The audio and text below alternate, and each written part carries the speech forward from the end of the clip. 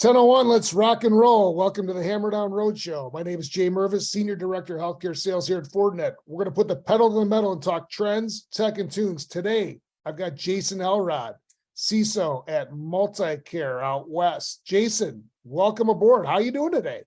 I am doing fantastic, and I'm glad to be here and excited about the content for today. Ooh, I mean, I couldn't have ordered a better guest today. You're all decked out with everything in your studio office there. So it's like we're in parallel universe. So Jason, why don't you tell us a little bit about yourself and your background over at Multicare? Sure thing. So I've been in Multicare for 2 years now. I am the Chief Information Security Officer here at the organization. Previous to that, I was with VII Health as their head of cybersecurity and chief security architect. So I've been in healthcare security specifically for a little over a decade and a bit now. And yeah, I think it's been a focus of mine, 30 years in IT leadership, probably 22 overall in security specific, but the last few years here, last decade or so, focused primarily on healthcare security. Awesome. So one of the funniest things I've ever heard is when we were out of Napa last year, security summit coming up, everybody, if you haven't gotten your invites and you need to get on the roster, if you've been invited, please accept. It's been an awesome show, but we met out there, Jason, and the funniest thing, I've been in a lot of meetings, I've been in the industry 25 plus years now. Yeah, I'm old, but a lot of meetings are the same meetings about a meeting could have been an email. But you said one of the funniest things that we're going to talk about today is the Thunderdome. So the trend is Thunderdome. Tech rationalization. Your belief is the Thunderdome. So let's talk about why did you come up with the Thunderdome scenario in your role as the Chief Information Security Officer? Yeah. So the Thunderdome, 2 go in, 1 comes out. That's it. So if you've ever seen the movie, that's the point. It is the original cage match. And I think people make rationalization harder than it is. There's a lot of work. Decisions go like that. Decisions are made in an instant. All the build up to that when you're trying to make that decision. Should I, could I, would I? That sometimes it's that analysis paralysis. And at the end of the day, when you're rationalizing a large stack or you're joining 2 organizations and you have disparate technology stacks, or let's just say you have a legacy organization, you've been around more than 5-10 years, I would say. Gosh forbid, some of these healthcare organizations I've been with have been around for over 100. Wow. And over that time, you're going to have like this application work great at this point in time, and this application worked great at this point in time, or this solution worked great at this point in time to provide these capabilities we need as an organization to fire off the strategies that we currently have to hit the goals we have. And I think that's the abstract here. Yeah. So when you're looking at like, hey, how do I make my organization secure? What's in it for me as the CISO, right? But stable, supportable, and scalable. I'll tell you how you don't do that is have a unique solution for every type of capability. And that's where that rationalization comes in. So coming into an organization, I mentioned I've been with my current organization for 2 years now.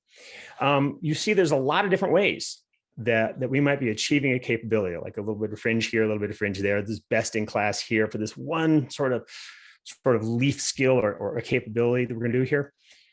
But that's not supportable, and it's harder to secure. It's definitely not scalable. And oftentimes when you try to join multiple solutions from multiple ways to get to a single capability in an organization, it's not stable. And so it's going in and saying, what is the capability? What is the capability we need organizationally, functionally, and on our roster? What does this capability need? Now let's decompose that. What are the solutions we're using to provide that capability? So when you're going through this whole organic process, and to some people that they're not in an enterprise like yours, where, we've heard feedback from customers, we have anywhere from 40 to 100 tools that are going to go provide something. You talk about an old 100-year-old organization. How many renewals did you show up and you're like, why are they still in business? Blah, blah, blah. OEM. That's still a thing. That's still like, I remember growing up with that. Like, I'm old now. So that, how's the process? Because you don't have infinite money and infinite people. It used to be best of breed. Oh, we're going to buy that to do this to do that. Yeah. Do you adhere to a couple of different platforms that do integrate, that are all good enough and have some best of breed? What's your approach on that? I think a solution, a single platform, the platform play is where it's at.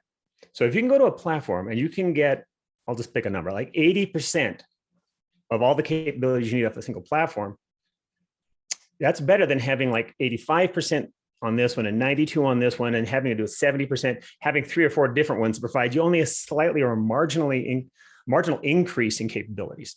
Okay, so here's my metaphor for this one. All of us nowadays understand how to use like Microsoft Word or Microsoft Excel, right? Right? We have that. We have it on our desk. We have a desktop. I got Microsoft Word on my desk. Well, I would put good money on it that 99% of us use less than 99% of the capabilities of Word or Excel. Mm. We get in and we do this one little piece. We have this great product that I could probably run an entire company on with macros and connections and datas and all the fun stuff in it. But yet I just use it as a fancy typewriter. This is a fancy typewriter. So there's like this unique tool that if I had more depth into it, I could do things better, faster, stronger, more efficiently, and not have to use other tools. This is an example. So everybody's familiar with Word, but we don't use very much of it. So when I have multiple tools, and each one of these tools is fantastic, and they can do these wonderful things, us humans, we've only got 1,440 minutes a day. That's it.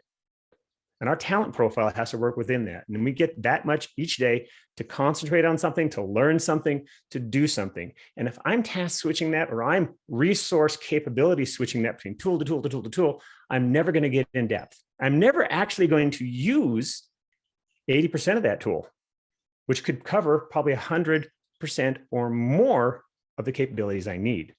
So when you rationalize down this unique point solution to a platform, you can get deeper. You can get deeper and you can have better expertise and get more from the tools because you have those, I'm going to call them key constraints. You know, this now you have to work within this platform where you're going to use more of that platform now. And you're going to understand that, oh, wow, these integrations are going to be better, less friction in there because I'm using a single platform. Or I'm not using 2 solutions for, let's say, vulnerability management, right? I've got one scanner that we had here and one scanner I had over here. And then I take the results from both. And then what do I have to do? I've got a diff and I've got to understand them. And I've got to have support for those and support for those. Where I just went in and said, hey, you two, Thunderdome. You do go in, one is coming out. Right. And so, and going back to your Microsoft analogy, as long as you, like when they added the undo button to Word and Excel and everything was universal, you know, that gets you proficient faster. As long as I know where the undo button is, I'm good, because I'll screw up a spreadsheet or a Word doc. So, I mean, that's how it is. But you know, some of the Thunderdome, is there any, you know, it's healthcare is built a lot around workflows, Jason. Is there any sort of clinical inputs, or is it just you, the CTO, the board? Like when you're going through this Thunderdome process, since so many people are stakeholders and impacted, how do you go and distill that down and make it and execute on a decision? You can't do it in a vacuum. You can't. And so you have to involve everybody. So everybody kind of decides who goes into the Thunderdome, right? Who goes into this round one? You know, you can do it as a ladder, right? Round one, who goes in, and who goes to the next round? Who goes to the next round? I'm not the one that's going to be the expert to say, hey, this is the clinical modality that we're going to use in this space, because it's not my expertise, nor my particular role. But I could say, hey, looks like we got 6 modalities for this one service, one capability. Let's get all the folks together who know how to do, who are the experts. You can come in and say, okay, great. If I could only pick 2, what would they be? They'd be these 2. Okay, great. Now let's do a face-off between those 2.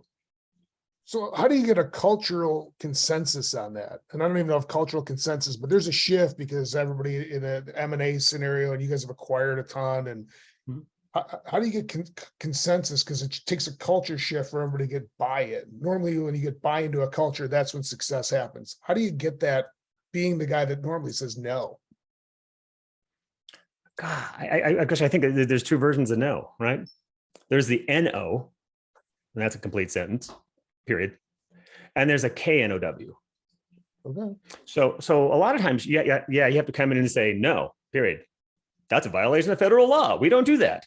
There's some specific things that you kind of like put in there. No, the other one is like, how can I know better which is going to serve the organization? How can you know which is going to be the best tool to get there in a scalable fashion? Knowing, again, you only have a certain number of minutes every day with a certain number of resources to learn the tool, to use the tool, to be more efficient with it.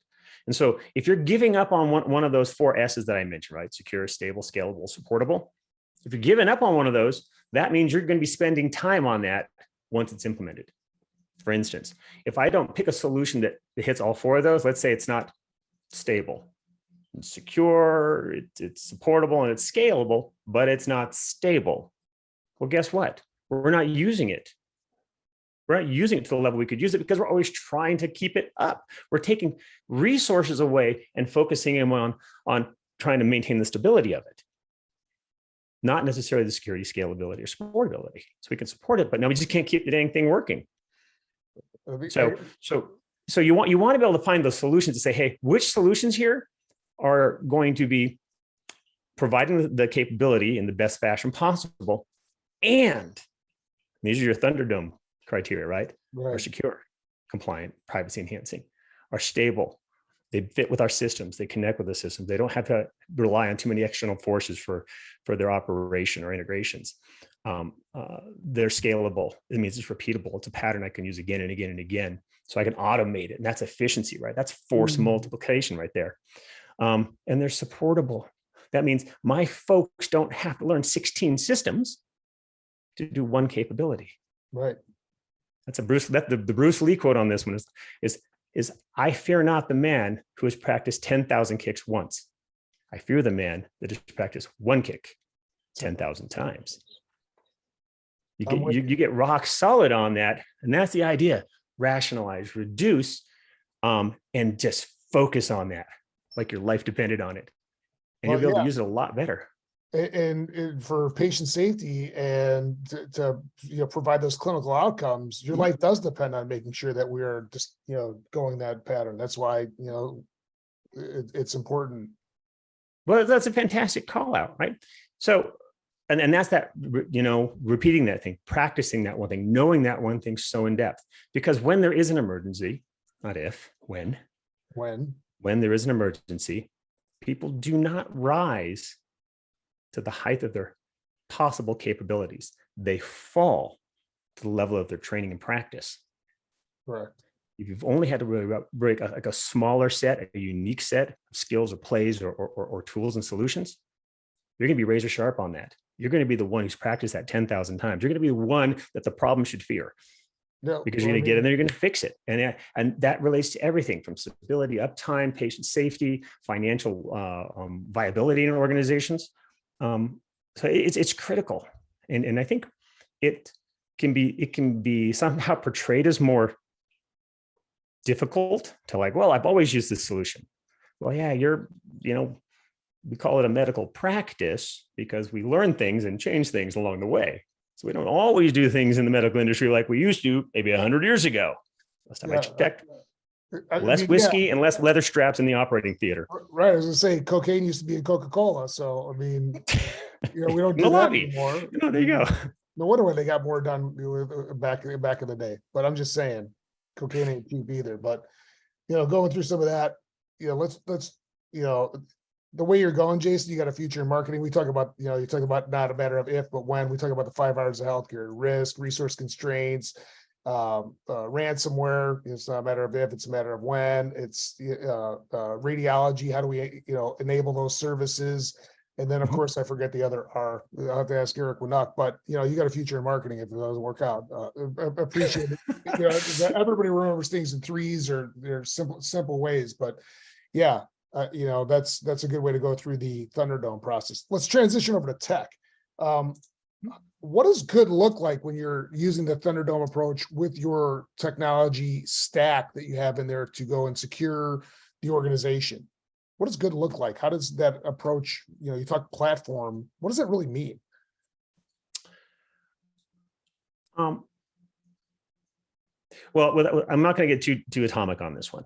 Don't know. Because Broad strokes. but I'll tell you where it fits in organizationally, architecturally. Let's talk about the strategic architecture of this process, right? Sure. So, as you mentioned, as the information security practice in an organization, we're trying to make sure that things are compliant, things are actually reducing risk, and we're enabling the organization. Let's say those are overarching goals here, right?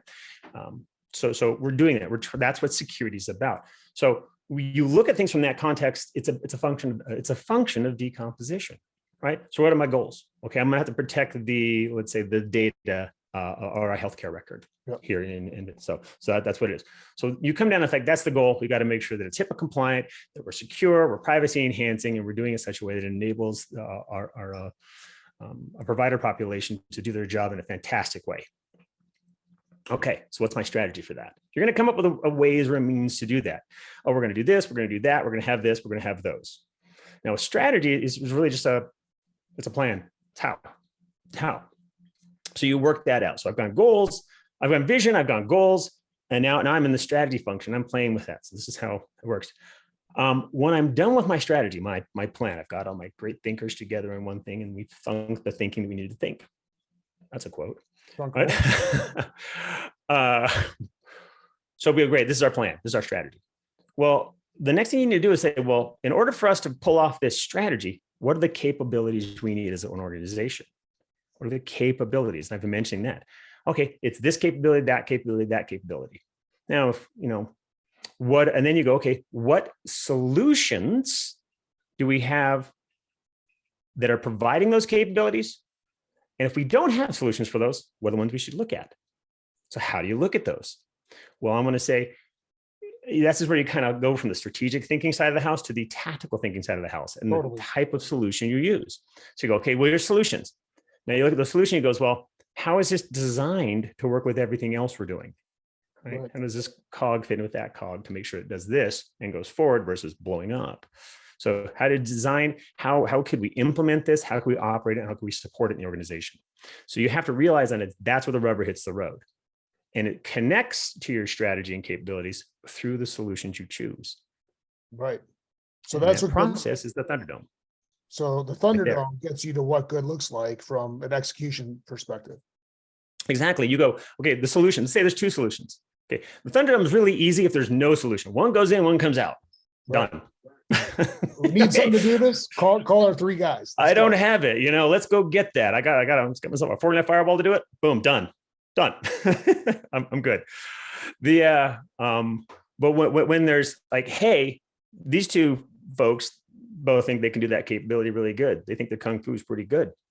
All right, let's put them in there. Which solution works out best? And I think you and I were joking earlier. Sometimes I'll put two solutions in, expecting one out, and I get a married couple that comes out. Yeah, that's totally bizarre, right? I mean, yeah, I'm like, whoa, time out. I put two solutions in, I wanted one out, and they go, we are one, but this is how we work together. And sometimes when you're looking at solutions in the Thunderdome, it's not always like get rid of one completely and one. Right. That's my preference. But when sometimes it comes out, you say, look, we found out that there's synergy with these two. So sometimes you go and you go, hey, there's synergy with this, and this actually builds into a better program, something that is, let's say, more stable, or something that is actually more scalable. Because I was talking about those 4 S's, right? Secure, stable, supportable, scalable. Sometimes it comes out and you go, wow, the best solution actually is two. The best solution for our capability is actually two solutions. And here's the combination. And here's why. And you might take something like, here's 2 platforms that we're investing in or that we're partnering with. And these platforms, 2 platforms which work together, marvelously. Like let's say. And that happens, right? I mean, like one of the things you talked about was automating some of the stitching and automating. And, I'd love everybody to be a Fortinet customer, back up a Fortinet truck. But at the end of the day, we have our platform story with the fabric, and we have 53 different products, but we do have over 500 ecosystem partners. So you might have some stuff that might overlap to a degree. Some of our competitors we integrate better with, but running a security program, whether you're NIST or high trust, or, how many regulations do you have? 500 regulations in healthcare between HIPAA, and you can go down the list, and GDPR and everything that impacts. And we'll just say a non-trivial list. What's that? We'll just say a non-trivial list of regulations. Yeah. Non-trivial. Many things that are in the news every day have something we need to comply with, or, it impacts your record, since they're very sensitive.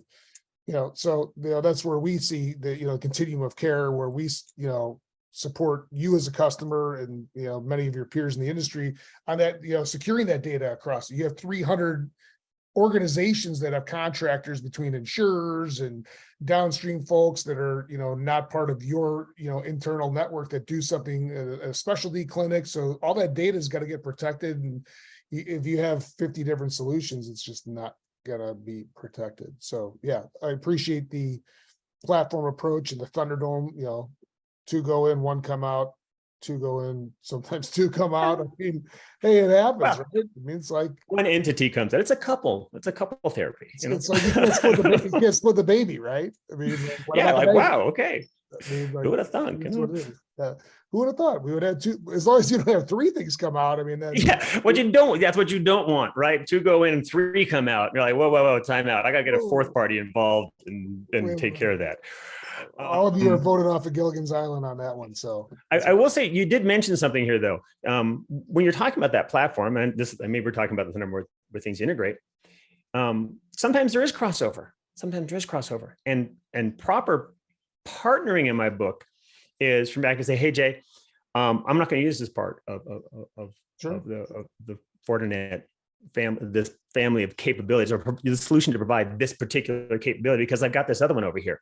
And being able to have that rationalized conversation, it's like, hey, I want to, because it integrates here, and you saying, gosh, yeah, you're right, that's going to provide you like 5-10% more automation. Let's say that's part of our automation systems. That's way more automated. Might as well automate it at the source, and then we'll consume it. Or vice versa. I can have that same conversation with my other platform partners. So there's a difference between the idea of partnership is being able to have that candid conversation, saying, like, yeah, I know you're awesome, and that's why we're having the conversation, right?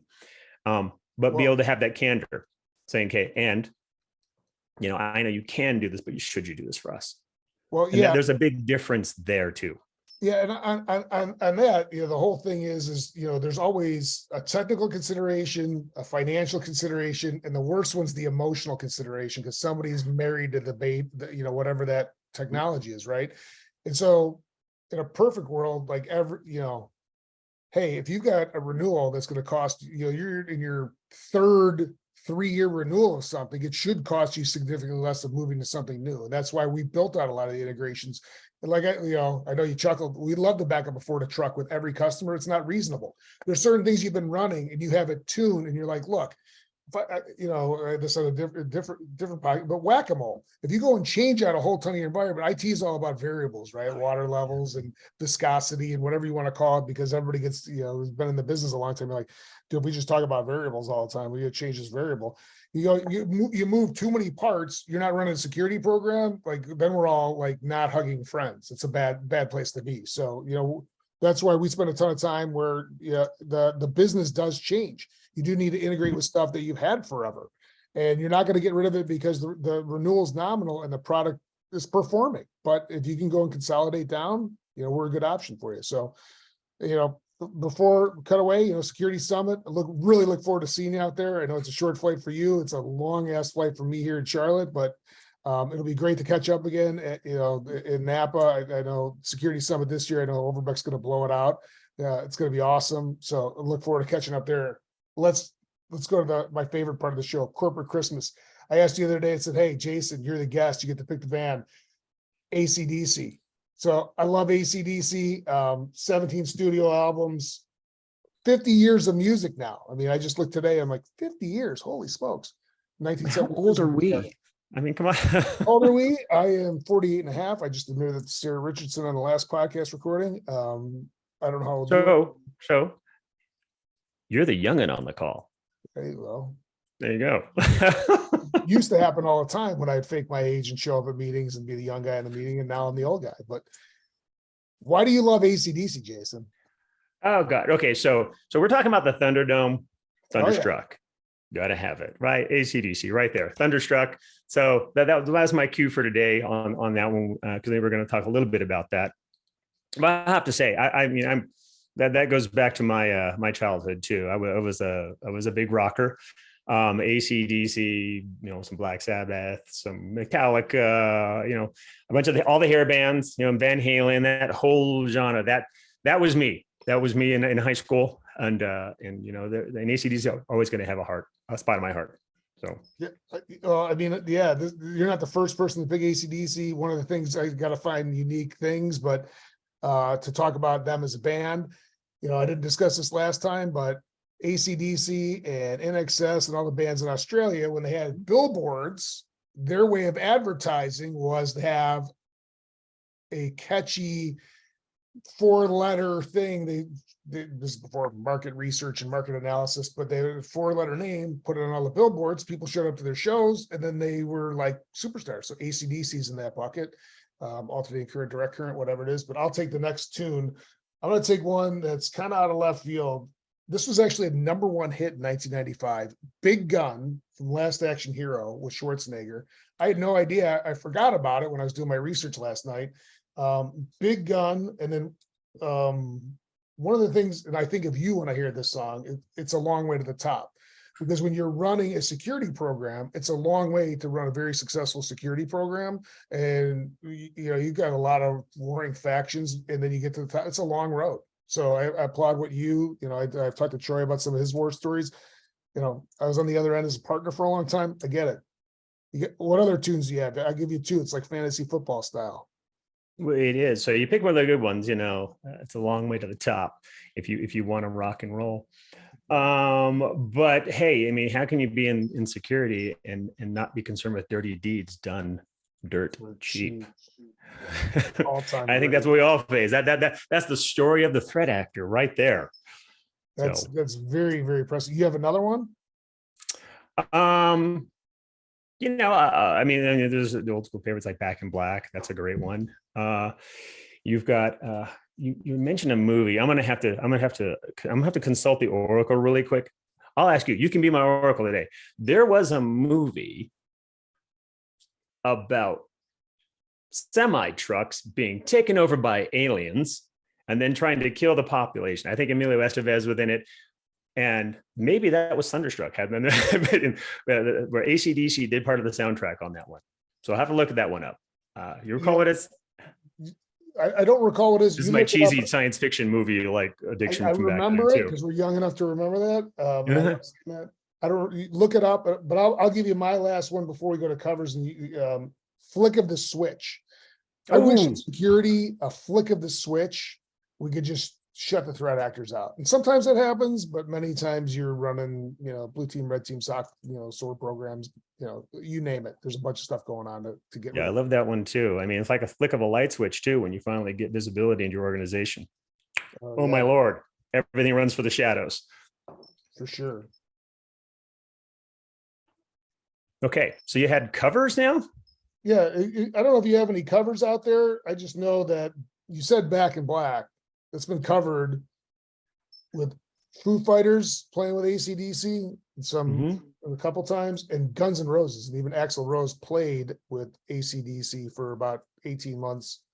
That was one of my favorite covers. So one of my favorite covers twice, 2 different bands. So all right, so you got me on that one. I don't know the individual who did this one, but I'll go back to the original one, Thunderstruck.